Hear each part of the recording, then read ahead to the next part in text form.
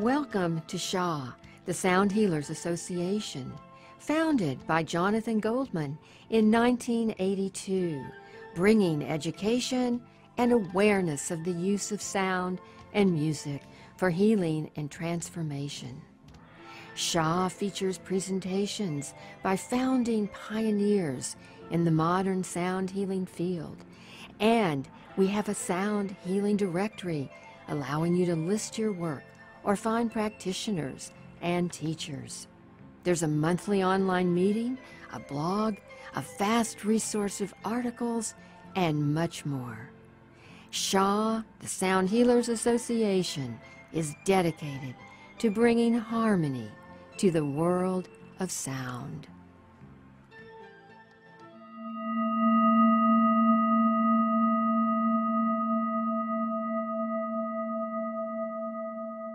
Okay, here we go, and we're jumping in now. And again, I'm Steve Farrell with Humanities Team. I'm here in Boulder, Colorado. I live near my dear friend Jonathan Goldman and his wife Andi, and it's my pleasure to be here just to introduce Jonathan and Andi as this program starts. So, and of course, this is a Sound Satsang, and it's a monthly program now that Humanities Team is really grateful to be producing each and every month with Jonathan and Andi. So thanks for being with us. I think you're going to have a fantastic time.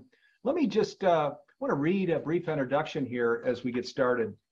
So Jonathan and Andi Goldman are a powerful pair in the world of conscious living and sound healing. Jonathan is an internationally recognized authority, pioneer, and author in sound healing. Andi is a licensed psychotherapist who utilizes holistic treatment and sound healing. Both are highly respected leaders in the sound healing and spiritual music community. Andi and Jonathan have co-written 2 books together, Chakra Frequencies and The Humming Effect. And again, I'll just share, when we came out a moment ago, Jonathan and I were sharing that sound healing is really taking off as it should, because it is, as we're creating conscious living in the world, sound healing is a big role. It's an incredibly useful device. And you're looking at the man here, Jonathan Goldman, who got this whole thing started, he was called to it at an early age, and hooray, thank God he was, because look where sound healing is today. And my pleasure, Jonathan, to turn this over to you. Hello and welcome and thank you. Greetings, everyone. What a blessing it is to have you here with us for this wonderful November Sound Satsang. I am indeed Jonathan Goldman, and I'm here with my beloved partner, wife, and co-host, Andi Goldman. Hello, Andi. Hello, Jonathan, but really hello to each and every one of you who are joining us tonight. And this is a very special satsang because, first of all, we want to just wish everyone a happy Thanksgiving, and a happy Thanksgiving and a happy life. Well, we are grateful to each one of you for being with us tonight, but we are actually grateful for every single person who has been with us throughout all of our satsangs. And in fact, we have been doing our monthly satsangs now for almost a year and a half. And I'm going to jump in and say, and we are grateful to have this community of sound, because as you know, a satsang is a community, and it's also a discourse, it's a teaching, and we are literally a community that ultimately focuses on teaching sound, but also using sound to help co-create, we call it global harmonization. But, peace on our beloved planet, may peace prevail. And these are certainly really, really interesting times. And I'm just going to jump ahead and say that we are going to be doing, as part of our presentation, as we always do, toward the end, a global guided sonic meditation. And, this may be one of the most important things that we do, because really we are projecting our consciousness out to the planet. And as we project our consciousness out to the planet, it really affects the field. We co-create the field. We feed, as we'll talk about, the field. And this is so mandatory and so really, really important. So, you know. And what I'd like to do is give you an overview of what we are actually going to be covering tonight. The title of our program tonight is Coherence and Compassion. And we are going to be talking about the importance of compassion.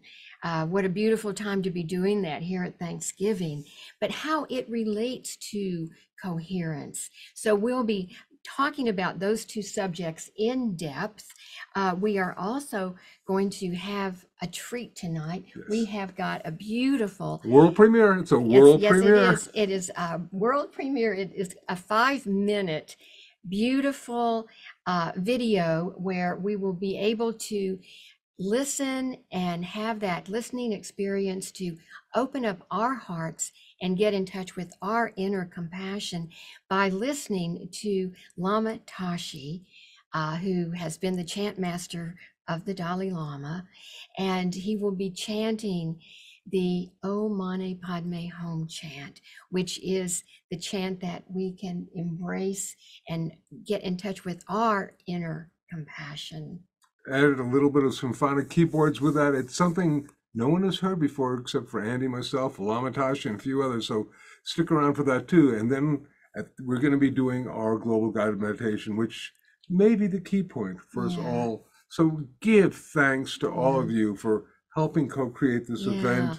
And we'll also be doing a brief overview of the astrological configurations on our planet at this particular time. Astrology? Who would have thunk it? Yes, we'll see what's happening astrologically on the planet. So all these great things. Yeah, so I would love to just jump right in and begin by talking about coherence. Jonathan, that has really become a bit of a buzzword. Buzzwords, yes, indeed. In the higher consciousness realms. And let's delve into what is coherence. Right. So, as I always like to do, if possible, first sort of the dictionary definition. And simply, coherence means the quality of acting as a unified whole. The quality of acting as a unified whole. Now, on a level, this really smacks of being holistic. It smacks of basically talking about oneness. So if you like coherence, oneness, and the whole holographic image are like interrelated. And particularly when we are these days talking about coherence, we most often are talking about it in conjunction with the phenomena of heart-brain coherence that was really on a level brought to our attention by the HeartMath Institute, although it's nothing new, folks. And the nice thing is that when we do our guided global meditation later on in our program, we are going to be all experiencing that beautiful heart-brain coherence phenomenon. And it really involves our breathing. It involves focusing on our heart energy and going into a place where we feel appreciation and gratitude. And that is why we chose to focus on coherence tonight. For Thanksgiving, for gratitude. We did gratitude a year ago, and so let's not do gratitude, let's do coherence and compassion. But there's a gratitude is all part of that, so you know, which is really nice. And really, so what is heart-brain coherence? Well, tell us, Jonathan. It's when the brain waves and the rhythms of the heart synchronize together. It's something as simple as that and as important as that. I was thinking before that there is a phenomena in sound that is called entrainment, where the rhythmic pulsations of two different objects will lock in step with each other. And this basically is what heart-brain coherence occurs. And when that occurs, there's a unity between body, mind, and spirit. You could say it's a synchronization between the brain, the electromagnetic field of the brain, and the electromagnetic field of the heart. And when they are together, boy, oh boy, what happens then? We get Well, Big the amplification, huh? and the electromagnetic field around our heart really expands and expands and connects with all that heart energy that is happening on our planet. Yeah. So, Field is sometimes 50 times greater, maybe 500, maybe even 5,000. I mean, we have heard even up to 5,000 times, the expansion. But the really beautiful thing is that while we are going into that coherence, we really are feeling that energy of compassion, gratitude, appreciation, loving kindness. And so that's then the energy that comes out from our hearts. And we love the term, what are we feeding the field? What are we feeding Because the we field? are putting out into the field, basically, the energies that we are, the frequencies that we are vibrating in when we are in coherence. And those frequencies are positive vibrations. And first and foremost, when you are in a state of heart-brain coherence, it's physically really good for you. It's emotionally really good for you. You are relaxed, you are relieved of stress, and it just, it's a really healthy way to be as often as possible. But also we have found that and it's not we, a lot of this work has been done by fabulous Dr. Roland McCready. Kudos to him, who's the director of research at HeartMath, who has really done a lot of work with these different devices, magnometers and whatnot, which allow, if you like, the field that is being generated through the heart-brain coherence to be measured. And just a little shout out to HeartMath. They have some wonderful, they have an app, I think, that those of you interested, if you don't know about it, it's really worthwhile doing. You can check in and tune and just do heart-brain coherence with the people. We have found that when you add the element of sound, something special happens. Now, this may be simply that in the different sacred books on our planet, they're really, I mean, the idea of coherence is new, but it's ancient. And in these sacred texts, our prayers really help create coherence as well. And one of the things that amplifies the power of coherence is sound.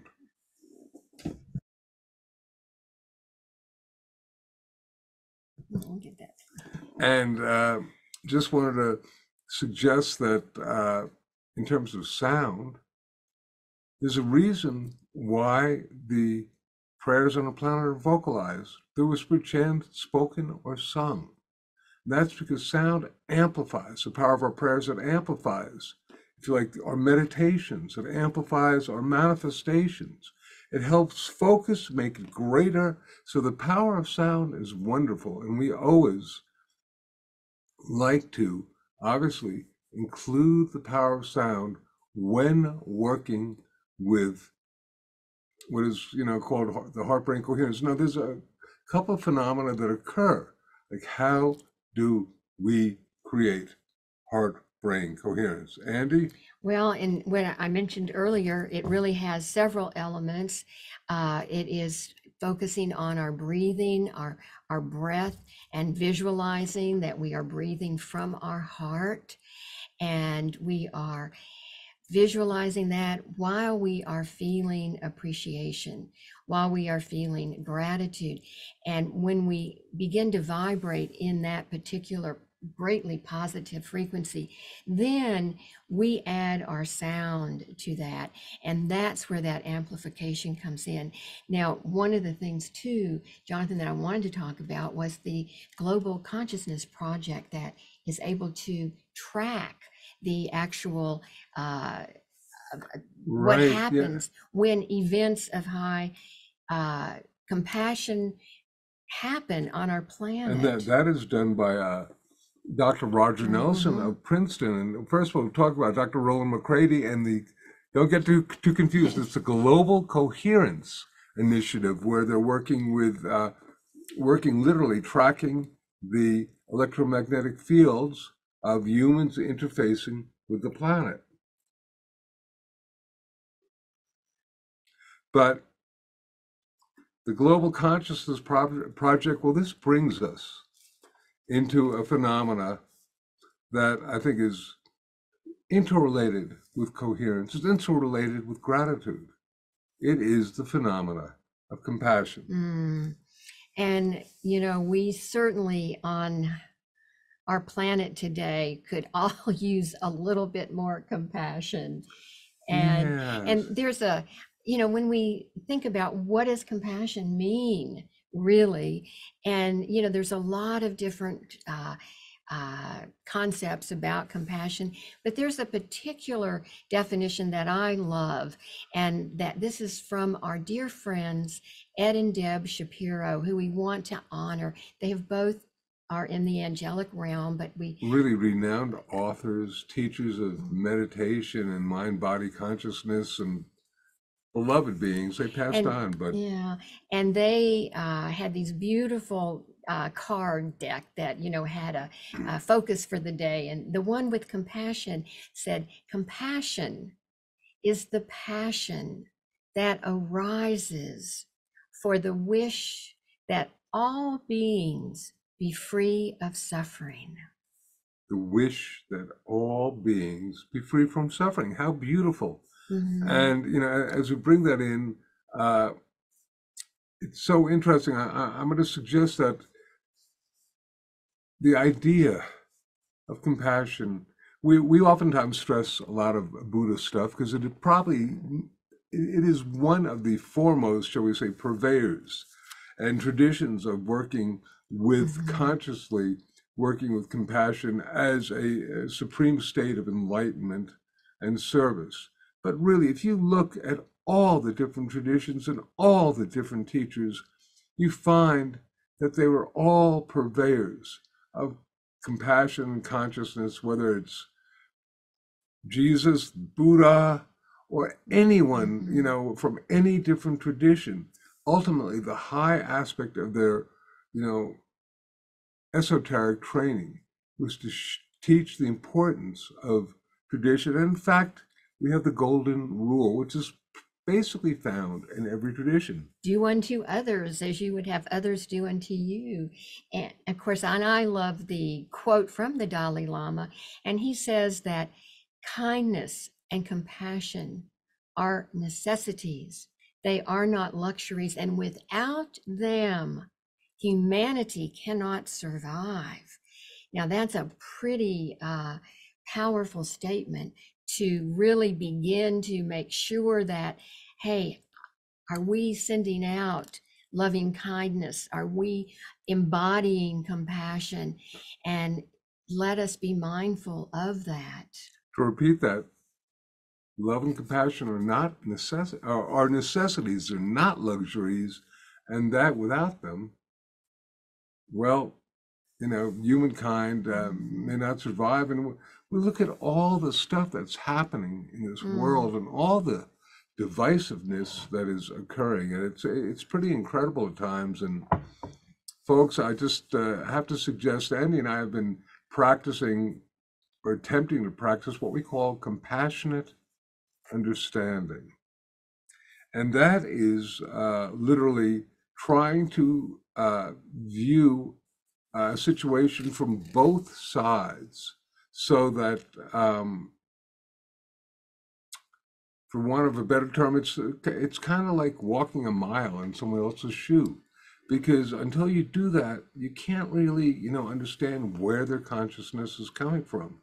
And oftentimes you become so much more forgiving once you have that sort of understanding. You don't have to agree with their thought, but you don't have to be angry and negative about their thought, even if it doesn't agree with what you do. And it's so very, very important, because it's too easy to be pointing a finger. Andy taught me a long time ago that if you point a finger at somebody else, you're pointing, what, 3 or 4 at yourself.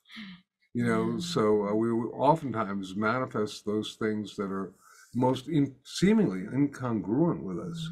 I want to, for a moment, just get back to, because we were talking about Dr. Roger Nelson of Princeton and the Global Consciousness Project.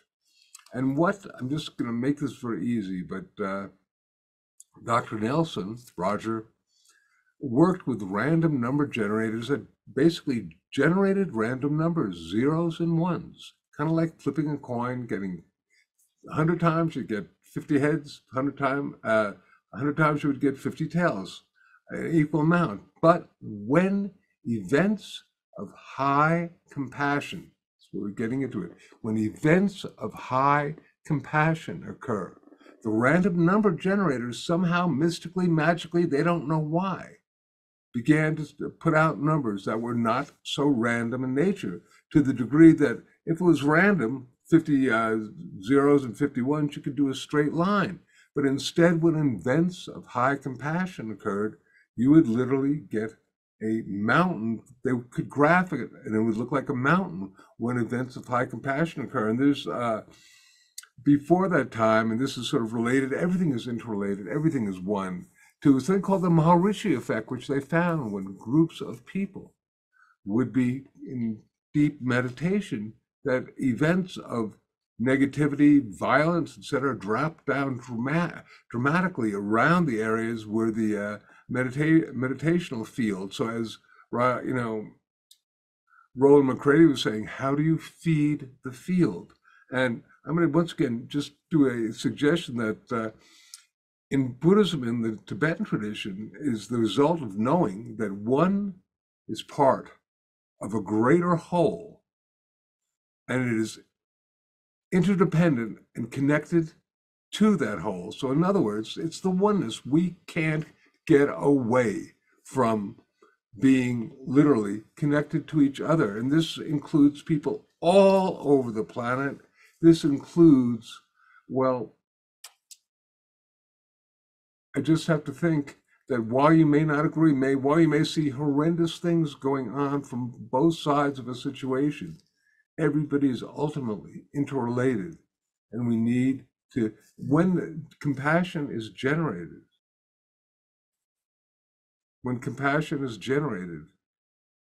so much more peace, tranquility, and kindness manifests. Don't you agree? And certainly, you know, really beginning to vibrate in that energy field of compassion, loving kindness, you know, through our sound, and, you know, through heart-brain coherence is a great way.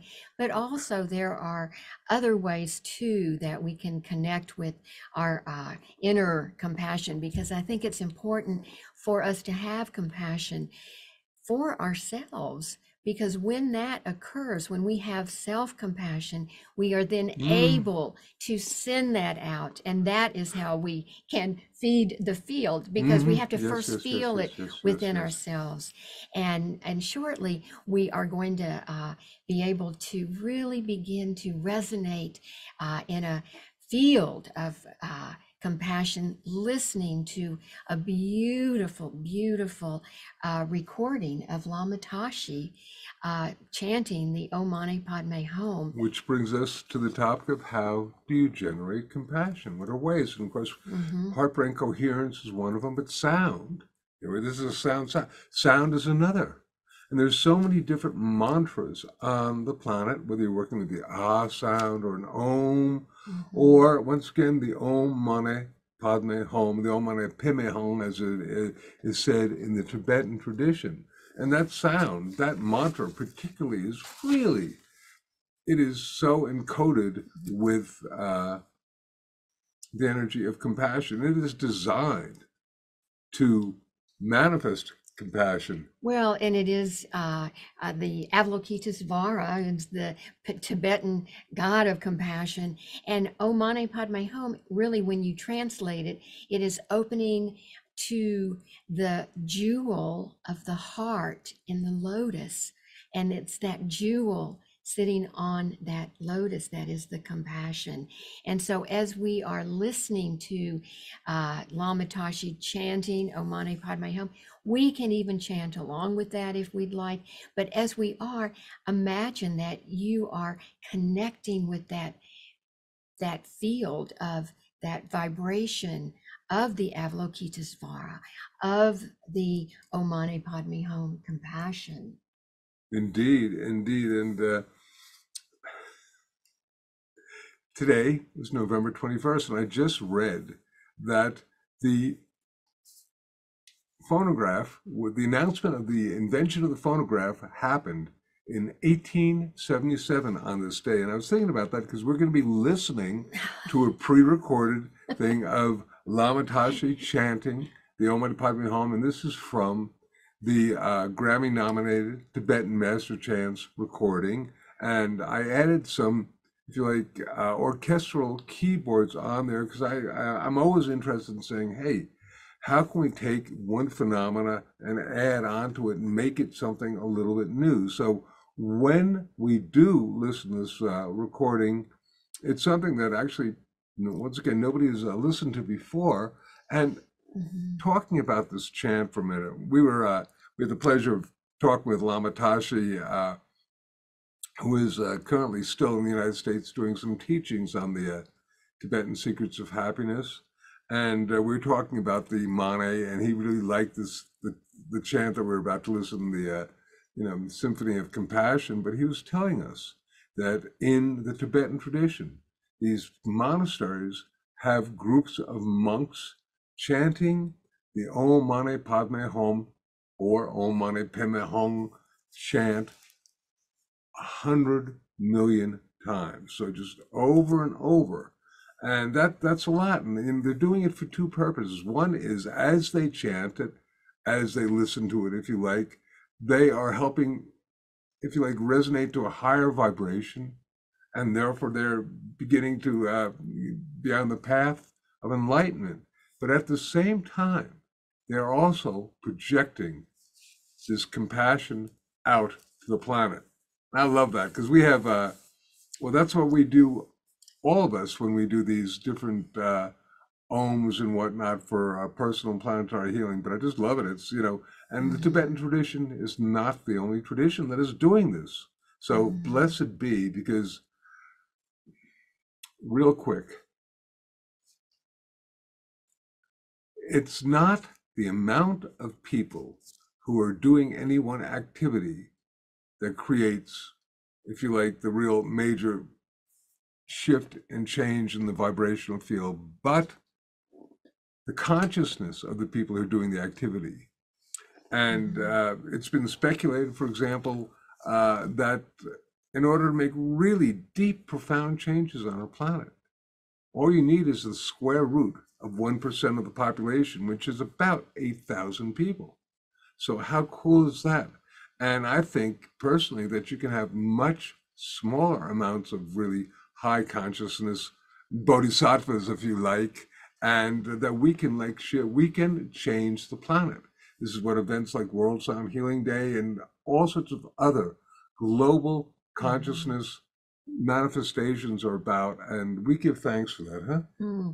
And what we are getting ready to do is, it is a 5-minute piece, and it is primarily for your listening pleasure, and to begin to get in touch with your inner compassion that you can send out.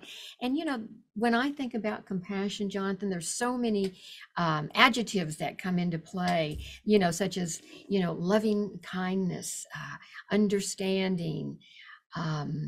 What are some other ones for you that come into play, Jonathan? Non-judgment, having, compassionate understanding, being in the place of non-judgment.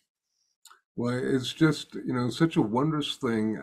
You can keep your eyes open, and I have a pretty nice little video going on, but it's really, from my perspective, nothing in comparison to the sound. So if you can, just listen to this and see if you can, because this, once again, this mantra is really, and it's encoded for such a long time with so much juice, so much energy, so much mojo in terms of manifesting compassion. So allow it to help work with you to like generate compassion to yourself, and then we can generate compassion to others. So Garth, as we get ready to do this, I'd like you all to take a nice deep breath and be ready for okay. And this will be a 5-minute meditation for all of us to connect with our compassion. Pleasant to also. Garth, if you can, run it, sir, and we'll be back.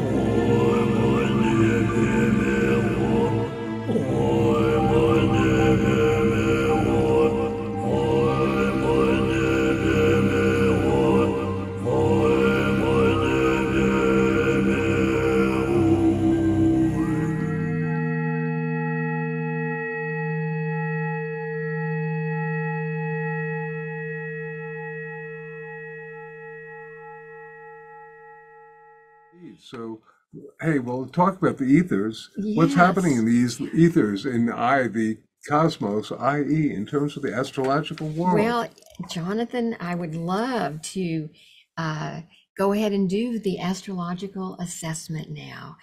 And I will go ahead and start that. I think everyone might be ready for this. Yeah.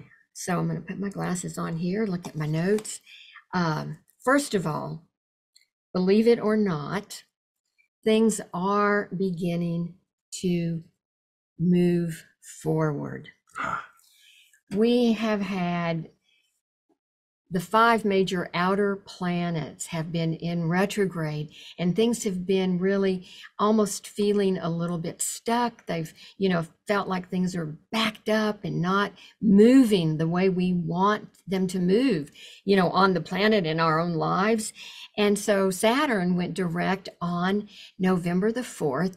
And then by December and January, all 5 of the major planets will be in direct motion. So we can look forward to feeling that movement coming in.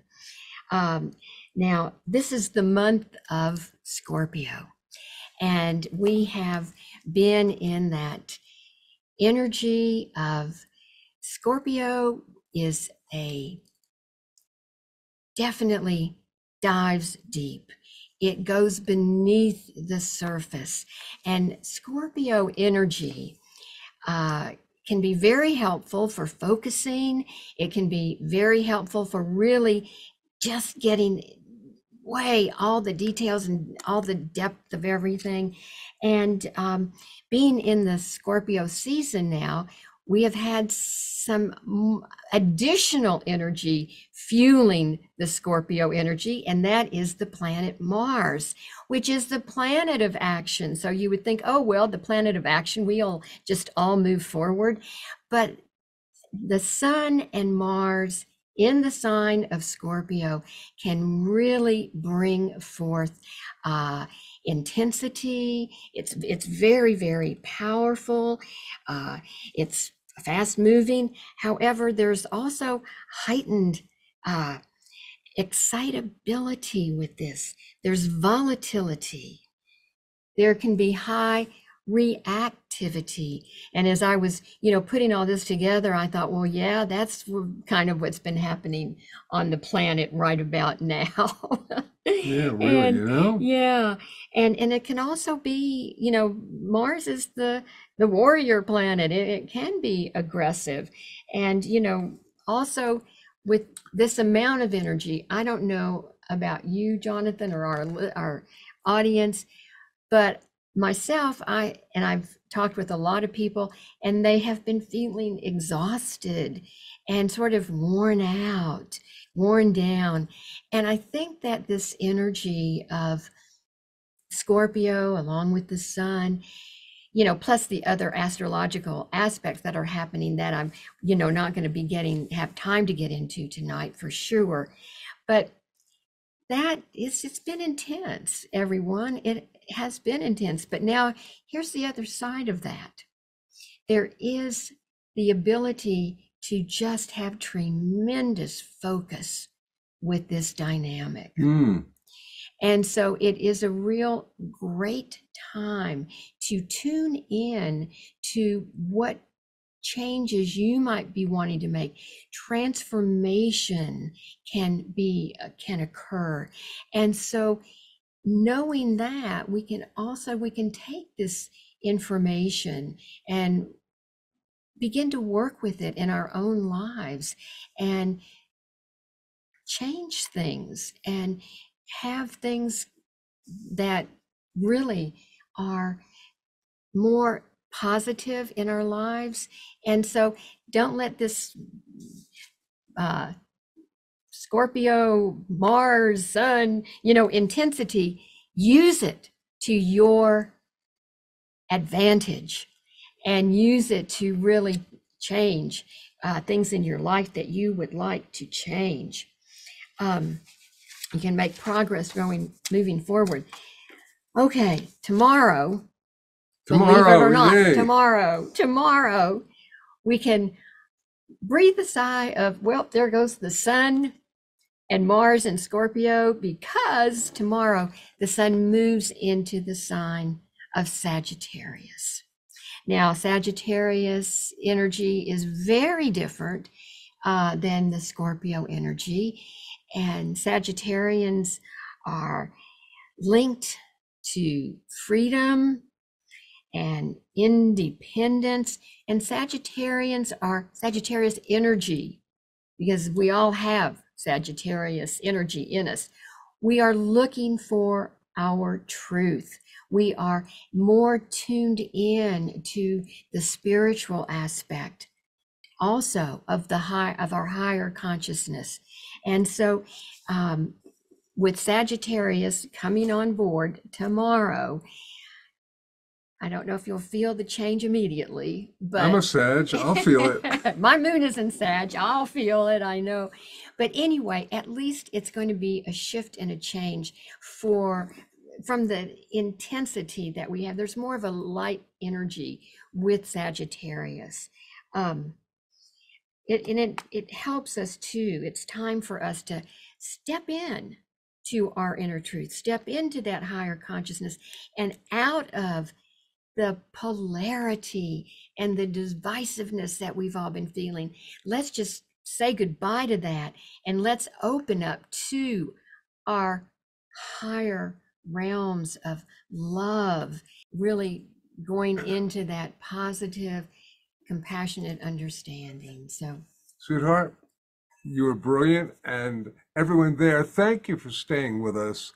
We're not giving up, and you know what? As long as we're alive, we're going to do something. Another thing that we've never actually done, which is try and attempt and do to lead you in a global guided Om live, which won't be nearly as cool, but at least it'll have some aspects. Mm-hmm. So here we go on this one. And what we'll do now is I will guide you through a heart-brain coherence guided meditation, and we'll begin by closing our eyes. We'll begin by focusing on our breathing. Breathing in and breathing out. Take some nice deep breaths. Release with a sigh anything that is not serving you in this moment. And as you're breathing, focusing on your breathing, imagine or visualize that you are breathing in and out through the area of your heart. Breathing in and out through your heart, knowing or remembering that it is love that breathes each breath, and it is love that is responsible for each beat of our heart. So as we are breathing in and out through our heart, and we now call to mind something or someone, some experience that has brought you a great deal of appreciation. This may be another person, a spouse, a child. It could possibly be a beloved pet or a beautiful scene from nature, a beautiful sunset in nature, but it has brought you appreciation, loving kindness. And as you're breathing in and out through your heart, feeling the deep appreciation and gratitude and the positive vibration, the positive frequencies that are happening, vibrating throughout your body in this moment. And as we are breathing and feeling this appreciation, the electromagnetic field of our hearts and our brains are in coherence. And that electromagnetic field around our heart is expanding and connecting with all the love and the heart energy on our planet. And in a moment, we'll begin by toning a series of Om. We'll do this 9 times. 9 times. And Jonathan, would you lead us in our Om series? Indeed, encoding a holographic image of the earth in front of us with the blessed energies of light and love through sound. Please join me.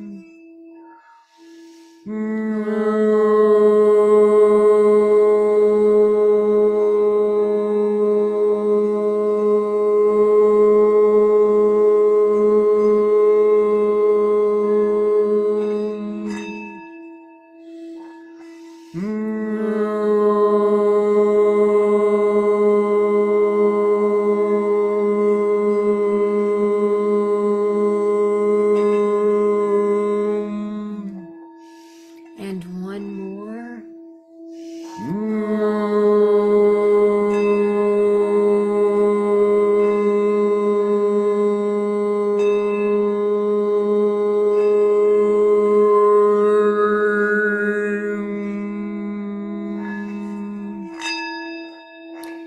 And now we'll be in silence for a few moments as we allow our sounds and our loving vibrations to make those shifts and changes in our own frequencies and vibrating them out to the planet.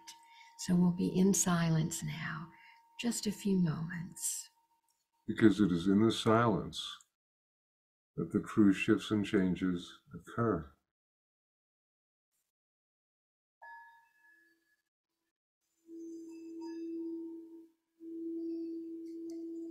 And it's in the silence that we're able to listen within and listen to our own inner wisdom.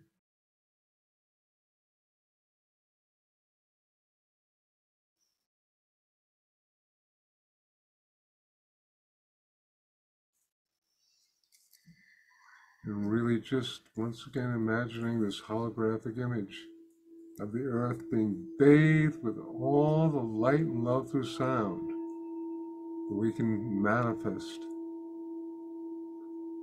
And people just turning to each other with compassion and realizing that we are all one.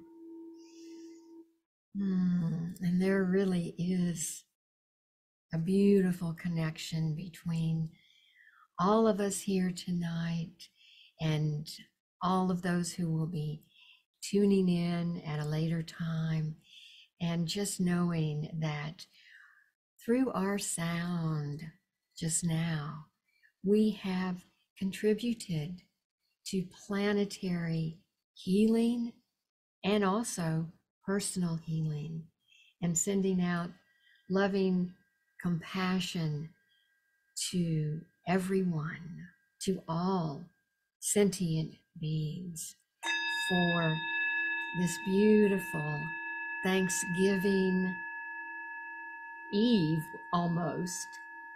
We've got 2 days before Thanksgiving, but close enough. And